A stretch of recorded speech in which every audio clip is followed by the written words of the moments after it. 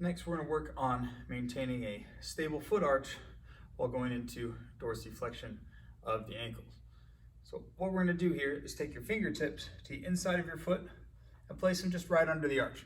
You don't want to try and create an excessive arch here to let those fingers under, just whatever you can do. You just want to be able to feel the pressure if your foot starts collapsing down or if your foot starts lifting off of your fingers while you do this movement. So I'm going to keep my arm pressing straight down, so I don't want my knee to be able to push my arm inward. I'm going to try and keep my knee over top of the ankle to a little bit outward.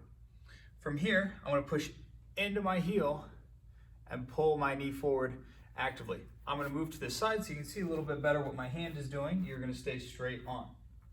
So fingertips underneath my arch. I'm going to push my knee forward, letting my weight shift forward, keeping my heel on the ground. So I'm keeping the bottom of my arch tense and stable. I'm trying to actively pull forward through the heel, ball of foot to pull my knee forward outside of my elbow as far as I can go over top of my ankle.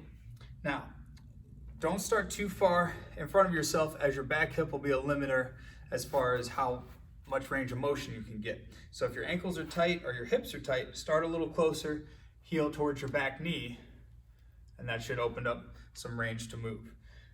Remember to think about that front foot is the one pulling you forward, and you don't want to feel any pressure increase or decrease on your fingertips there as you're moving back and forth. You're going to do that about 10 times, then you're going to take your foot out to a 45-degree angle. From there, same process, fingertips underneath, pushing that knee out to the side. This time, you're pulling yourself over to the side so the hips have to shift slightly sideways, driving that knee into the ground, pulling with the balls of the foot, the toes are relaxed. 10 times out at 45 degrees. Then we're going to take the leg out 90 degrees. So basically your heel is in line with that back knee now.